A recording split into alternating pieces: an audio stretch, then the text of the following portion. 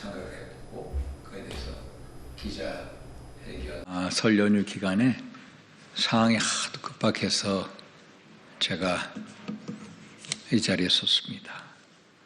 저희 국민의힘 아시다시피 여러 가지로 나락에 빠져 있습니다. 그래서 국민의힘이 가야 할 새로운 길, 방향성에 대해서 제가 한번 생각해보고 그에 대해서 기자회견하러 차청을 했습니다. 국민의힘의 새로운 길을 제안합니다. 속죄와 혁파로 K자유공화주의의 길로 갑시다 라는 내용입니다. 우선 먼저 제 뜻을 피력을 하겠습니다. 국민의힘과 보수 진영은 지금 벼랑 끝에 서 있습니다. 이 위기는 단순한 지지율의 문제가 아닙니다. 국민적인 신뢰가 무너졌고 그 존재 이유에 대한 근본적인 질문을 받고 있습니다.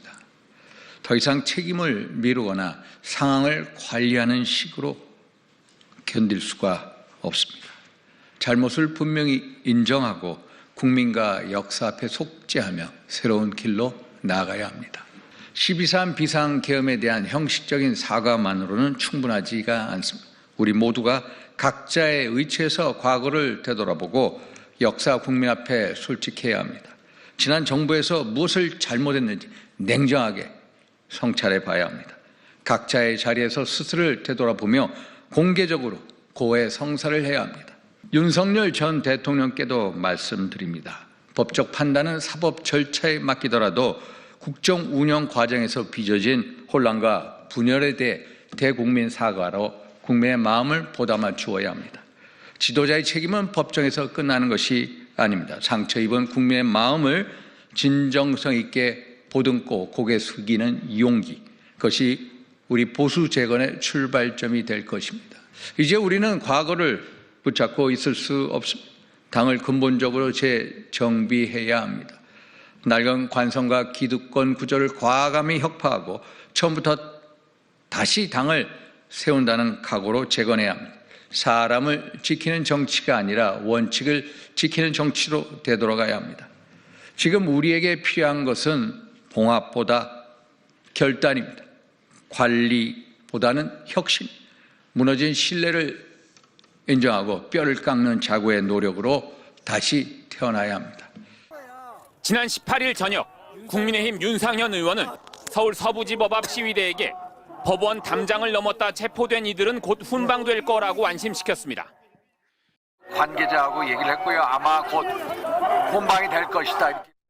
이후 도널드 트럼프 미국 대통령 취임식에 참석하려고 출국한 윤 의원은 미국 현지에서 취재진과 만나 훈방 발언이 폭동의 한 요인이 됐다는 지적에 대해 야당의 억지 선전, 선동이라고 주장했습니다. 폭동이 일어나기 훨씬 전의 얘기입니다. 구속영장이 새벽 3시인가 떨어졌고요. 그것은 그 전날 9시, 10시 사이의 얘기입니다. 시간이 떨어져 있어 모르는 일이라는 겁니다. 여당 중진 국회의원인 자신이 경찰의 전화에 시위대의 신병 처리에 대한 민원을 알아봐준 사실은 인정했습니다. 경찰청 관계자한테 해서 그런 답변을 받아서 그거 알려준 겁니다. 그래서 그것만 알지. 이어 폭력은 안 된다면서도 극우 난동 세력과 다를 바 없이 서부지법은 좌파 카르텔의 근거지라는 색깔론을 동원한 비난을 이어갔습니다. 국민의힘 의원 중 가장 먼저 대통령 관저 앞 길거리로 나서기 시작한 윤 의원은 전광훈 목사의 극우 성향 집회에 출석해 90도로 절을 하기도 했습니다. 법원 결정은 정면으로 부정하면서 극우 세력을 선동하는 데 앞장서 왔습니다.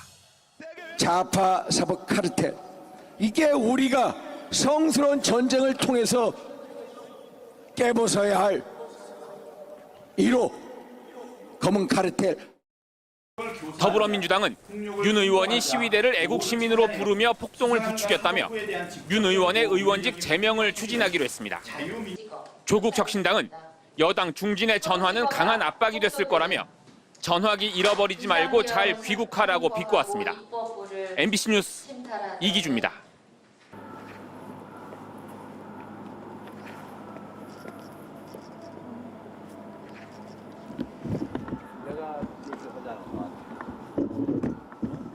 오늘의 국민도 있고 내일의 올해 국민의 역사를 보는 거야. 내가 내일 또 얘기해. 저는 지금 여론이 되게 무섭다고 생각합니다. 예를 들어서 헌법적인 절차 이건 하나도 안 돼 있잖아요. 예를 들어서 닉슨은 워터게이트 사건에 있어서 얼마나 조사한 다음에 탄핵. 근데 탄핵된 다음에 체제 탄핵이 돼버린 거야. 박근혜 대통령을 탄핵한다고 해가지고 결국은 우리는 대한민국 체제를 탄핵시키는 우를 범했기 때문에. 그 뭐 문재인 대통령 5년 나 같은 사람 반대해. 나 끝까지 반대할 거야. 왜? 윤석열을 지키기 위한 게 아니야. 대한민국을 지키기 위한 거야. 대한민국의 미래와 대한민국 후손들을 지키기 위한 거야.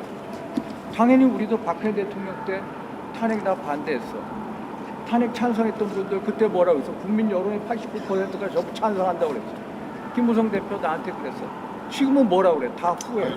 우리 중진들 나경원 의원, 주호영 의원, 또 우리 권성동 의원 다 탄핵 찬성하고 바른정당 갔어. 그 다음에 다 잘못했다고 그러잖아. 그러면 우리 중진들이 왜 그런 얘기를 하는지 한 번 더 들어볼 필요성이 있는 거예요.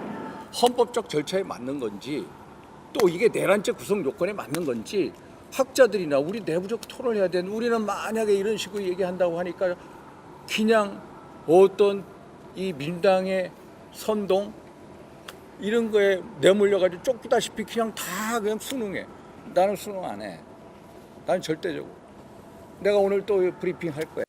나는 내란죄라는데 동의 안 해. 적어도 헌재의 선고가 나올 때까지 나는 내란죄라는 거에 대해서 유보를 해. 그게 우리가 가져야 할 국회의원들의 자세라고 봐. 그게 헌법 정신을 지키는 거. 이재명 대표 봐. 이재명 대표 혐의가 몇 개야? 12개의 혐의를 가지고 있어. 12개의 혐의. 한번 봐. 또 12개의 혐의를 가지고 있는데 떳떳하게 여의도 대통령 돌아다니시잖아. 어? 그래서 나는 그런 게 안타까운 거야. 지금 제가 짧게만 말씀 올려도 되겠습니까? 아, 그래. 저는 그렇게 생각합니다. 내란죄와 탄핵은 별개의 문제고 내란죄는 어차피 형사적으로 처벌할 문제인 것이고 탄핵은 말 그대로 대통령으로서 자격을 수행할 수 있는 능력이 있는지의 문제인 것 같습니다. 근데 현재 비상계엄을 이렇게 선포한 것만 가지고도 이미 대통령으로서의 그러니까 자격이 의심되는 상황이기 때문에 그렇다 그러면 저는 그렇게 생각합니다. 뭐 내란죄라고 얘기하는데 저는 이 나라의 왕은 대통령이 아니라 헌정 질서가 왕입니다. 그런데 헌정 질서를 부정군인을 통해서 무너뜨리려 했다면 그것이야말로 저는 뭐 그 내란이고. 그래서 헌정 질서라는 게 선생님 그래서 사실 비상계엄 예, 나도 예. 동의 안 해. 정당화 될 수가 없어.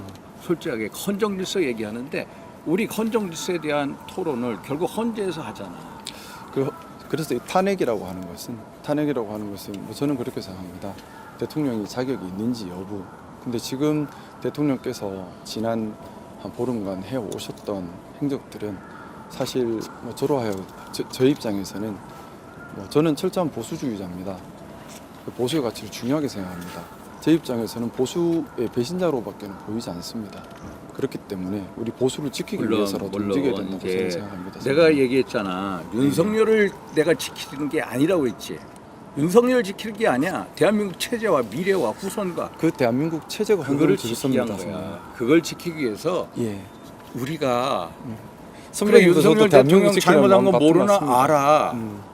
윤석열 대통령 잘못했어. 그래 비상계엄 나도 상상을 초월해. 옹호하는 게 아니야. 정당화될 수가 없어. 맞습니다. 정당화될 수 그러나 없습니다. 정당화될 수가 없어. 그래서 탄핵을 해서 그 후가로 예를 들어서 몇 개월 안으로 대통령 선거가 이루어지면 우리가 이길 수 있을까? 선배님 근데 그 부분은 국민들께서 선택하실 부분이라 생각합니다. 아니, 우리가 국민들 판단하고 근데 저는 진영 문재인 논리보다 대통령이 됐어. 진영 논리보다 중요한 게 헌정 질서고 그리고 누구를 대통령으로 세울지를 선택하는 것은 국민이라고 생각합니다. 저희가 이재명이 대통령으로 적합하지 않다고 해서 국민들의 선택권을 뺏는 것도 어떻게 보면 헌정 질서를 위협하는 거라고 그래서 생각합니다. 나는 적어도 저도 이재명이 싫습니다. 나는 민주당한테 정권 예. 뺏고 싶지 않아. 예. 근데 나는 정권을 뺏기고 싶지 저는 않아. 사실 나는 저 무도한 분들이 정권을 잡으면 어떻게 할까? 지난 22대 국회 들어와가지고 얼마나 많은 무도한 적을 선배님 했어. 저는 지금 민주당에도 비난을 하고 있습니다. 왜냐하면 그런 우리가 상황에서 이 진영 논리를 극복을 못하면 서로가 서로를 절대 용납하지 못하는 상황만 반복될 겁니다. 그래, 나도 그러면 그거는 민주당이 진영 정권을 논리를- 잡으면 똑같이 또 우리한테 줄 아니 수 없다고. 나는 개인적으로 진영 논리를 떠나서 정치하고 싶은 사람인데 네. 상호가. 근데 나는 적어도 이분들이 지금까지 보여줬던 행태를 보면은 문재인 대통령 5년 하고는 근데 게임이 안 될 정도의 저희가 무도한 이번에 비상계엄을 하는 바람에 그 모든 논리가 성립되지 않는다고 저는 생각이 듭니다. 너 하여튼 물론